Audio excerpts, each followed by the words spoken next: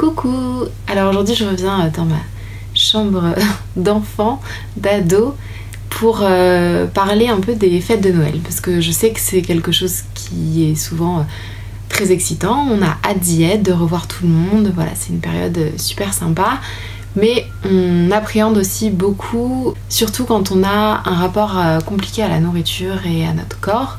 Donc je vous ai demandé un petit peu sur Instagram les inquiétudes que vous aviez par rapport à cette période, et ce qui est revenu le plus souvent, c'est deux trucs.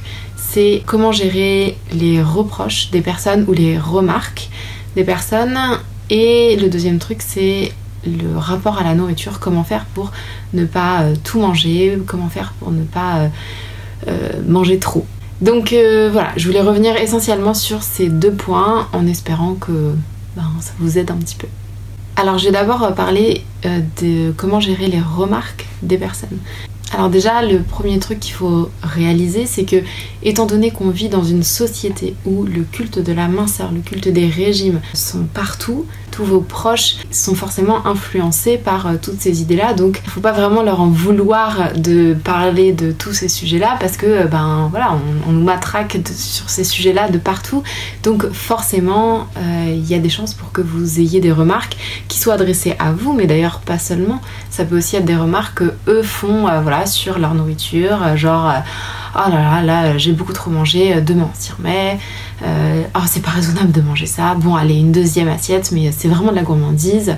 Voilà, toutes ces remarques qui peuvent vous impacter si vous avez un rapport compliqué à la nourriture, des remarques qui se veulent pas malveillantes en général, au contraire souvent c'est assez bienveillant, mais voilà, qui peuvent vous impacter négativement parce que ça vous rappelle à vous votre relation compliquée avec la nourriture. Donc voilà, la première chose, c'est vraiment de prendre conscience que tout le monde est influencé par ça, tout le monde souffre un peu de ça. Donc au final, même si vous entendez des remarques, sachez que c'est probablement pas contre vous, c'est sûrement parce que la personne en face a aussi un rapport compliqué avec la nourriture, ou tout simplement n'a pas la connaissance que vous avez. Donc je pense que c'est important déjà de relativiser l'intention derrière ces paroles-là, de comprendre que c'est pas une intention mauvaise derrière, et donc si on peut de pas le prendre pour nous personnellement, de pas monter un peu sur ses grands chevaux quoi. Donc voilà, ça c'était le premier point. Le deuxième point, c'est est-ce qu'on dit quelque chose ou pas. Et à ce sujet, j'ai écouté un podcast de Laura Thomas cette semaine qui était top. Laura Thomas, c'est une nutritionniste anglaise, donc qui est formée sur l'alimentation intuitive, qui a créé d'ailleurs le centre de l'alimentation intuitive à Londres, je crois. Donc je vous mettrai son Instagram et son podcast parce que c'est vraiment cool si vous comprenez l'anglais. Bref, donc ce qu'elle disait dans son podcast avec son invité, je ne me souviens plus de son nom, c'était super intéressant. Elle parlait justement de ce sujet-là, donc en gros sur la question de est-ce que je réponds ou pas, elle disait qu'en fait il fallait déjà se poser soi-même deux questions. La première question, c'est est-ce que je suis dans un environnement où je me sens libre de parler, où je sens que je vais être écoutée, ou qu'en tout cas on va avoir une discussion intéressante et qu'on va pas me rabaisser ou me saouler avec ça toute la soirée. Parce que clairement si votre grand-mère vous parle de votre alimentation, que vous lui dites un petit peu où est-ce que vous en êtes, quelle est votre façon de penser vis-à-vis de tout ça, et que toute la soirée on vous lance un peu des pics sur ça, c'est peut-être pas une situation idéale pour parler de ça. Donc voilà, à vous de voir si les gens avec qui vous êtes, l'environnement dans lequel vous êtes, est propice à une discussion. Est-ce que dans cet environnement vous vous sentez capable de discuter de ça librement. La deuxième question à se poser, c'est votre état mental, votre état émotionnel, votre humeur du moment, votre fatigue, si vous êtes anxieuse ou pas. Voilà, en fonction de comment vous vous sentez, la décision de parler ou pas sera potentiellement différente. Donc une fois que vous avez fait le point sur ces deux questions, sur votre environnement et sur votre état, vous, émotionnel, mental, on peut choisir entre, en gros, deux choses, soit parler, soit ne pas parler. Donc première chose, ne pas parler.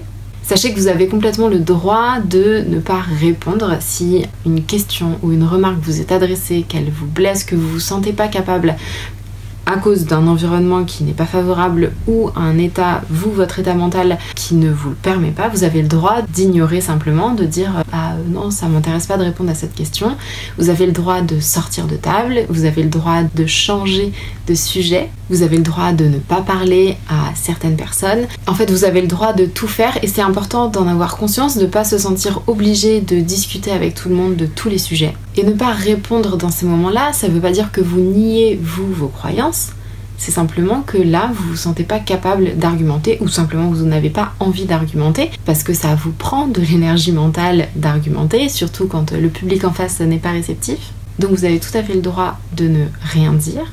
Et ça veut pas dire que ce que vous pensez n'est pas correct. En fait, vous n'avez pas besoin de convaincre les gens de ce que vous pensez pour que ce que vous pensez soit valide.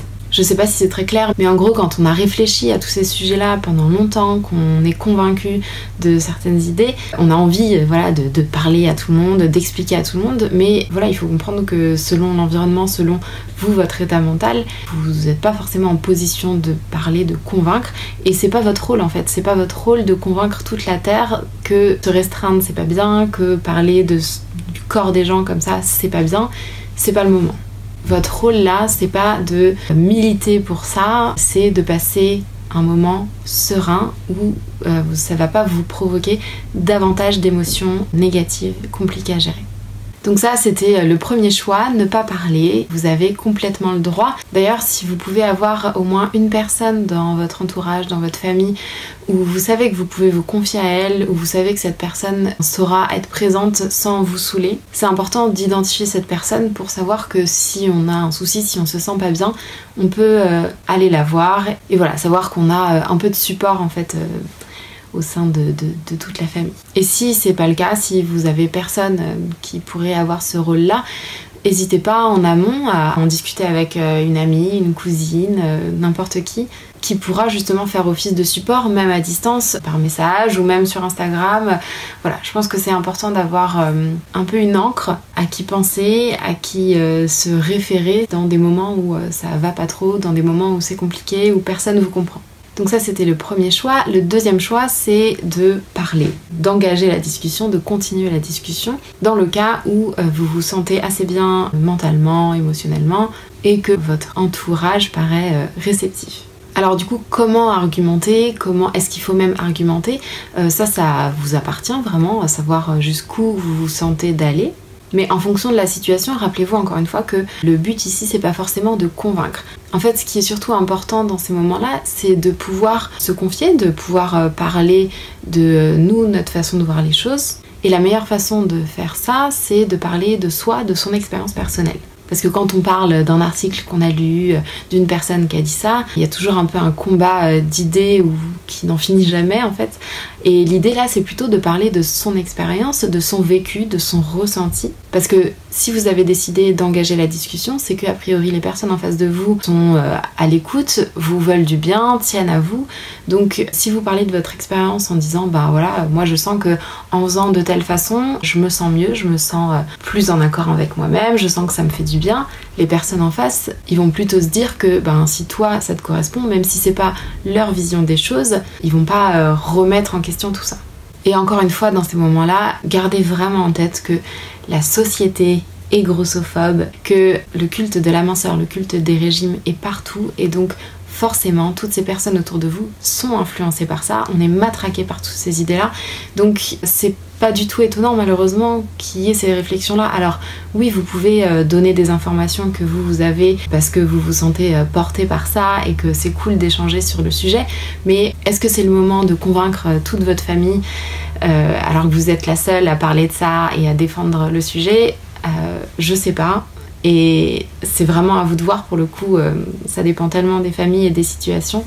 Mais je veux juste ici dans cette vidéo vous rassurer sur le fait que vous avez le droit de ne pas parler, vous avez le droit de dire juste un truc pour poser un peu vos limites, du style peut-être que tu penses ça, moi je pense pas la même chose, j'ai décidé là aujourd'hui de manger ce qui me faisait envie, peut-être que ça te paraît pas le plus équilibré, mais c'est mon choix et j'aimerais juste qu'on le respecte au moins le temps qu'on est ensemble, quoi. Voilà, si déjà vous arrivez à poser vos limites, soit en les disant, soit en ignorant, soit en partant, soit en allant plutôt parler à quelqu'un d'autre, ça sera déjà très bien. Parce que la priorité, là, c'est vous, votre santé mentale, et que vous passiez un moment le plus serein possible. Voilà donc pour la première question, j'espère que ça vous a donné quelques pistes. Ensuite, pour la deuxième question qui concerne plus la nourriture en elle-même, comment gérer ce trop-plein de nourriture. Alors là, je pense que le point principal de cette question-là, c'est que oui, il y a des chances que ce soit compliqué. Il y a des chances pour que vous mangiez trop, comme la plupart des gens vont faire.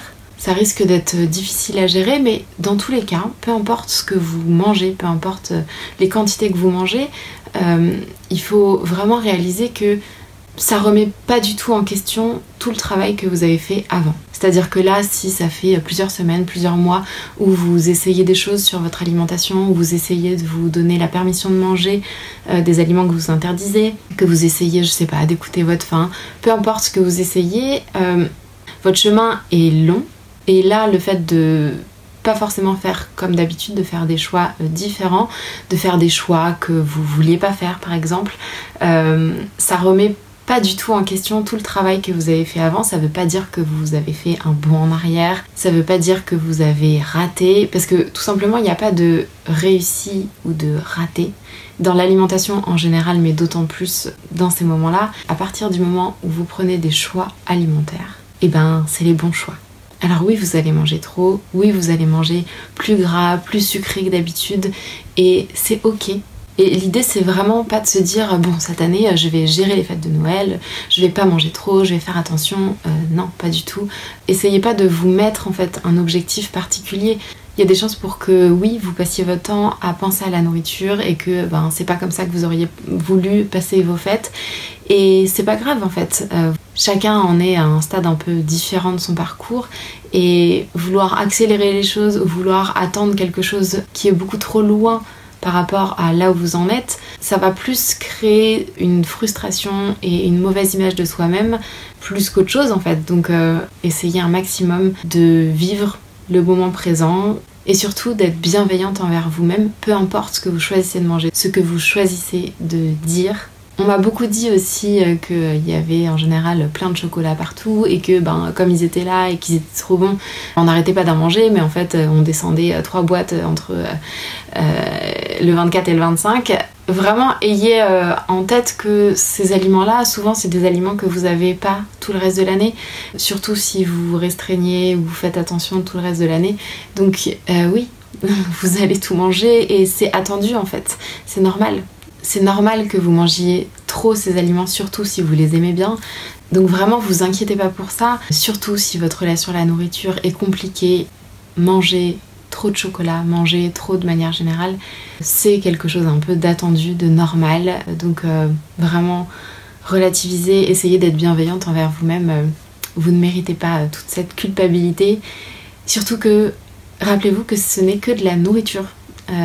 Peut-être que vous allez trop manger, peut-être que ça va pas être agréable physiquement, ça je peux tout à fait le concevoir, mais sachez que dans tous les cas votre corps sait gérer ce trop plein de nourriture. Ça peut ne pas être agréable, mais je vous jure que vous allez digérer à un moment donné, que ça va passer, que cette nourriture va être traitée par votre corps et que cette période ne dure que pas longtemps et ça va le faire. Vraiment, ça va le faire. Essayez de pas faire une montagne en fait de tout ça. Profitez du moment, essayez d'être un maximum dans l'instant avec vos proches, avec la nourriture et soyez surtout bienveillante envers vous-même.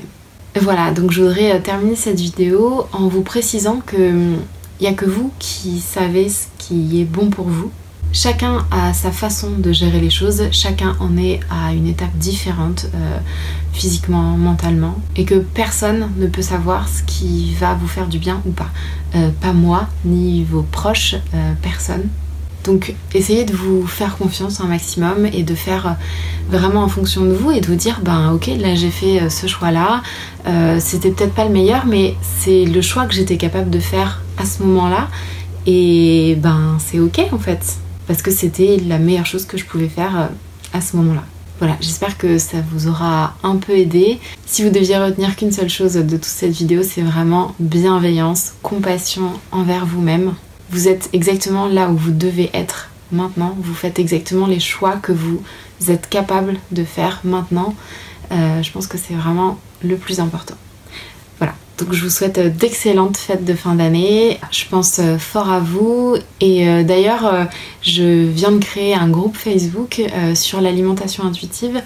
Il y a déjà plein de gens qui ont raconté un petit peu leurs expériences et c'est vraiment cool. En fait, je voulais vraiment que vous puissiez vous exprimer dans un espace safe où vous vous sentez libre de vous exprimer sans jugement ou quoi que ce soit, et avec des personnes qui vont dans la même direction, qui recherchent la même chose. Donc même pendant cette période de fête, n'hésitez pas à poster. Je suis sûre que d'autres personnes seront un peu dans le même cas que vous. Donc voilà, si ça peut vous aider à vous sentir un peu moins seul et avoir un peu de support, ça serait top, et c'est vraiment le but en fait.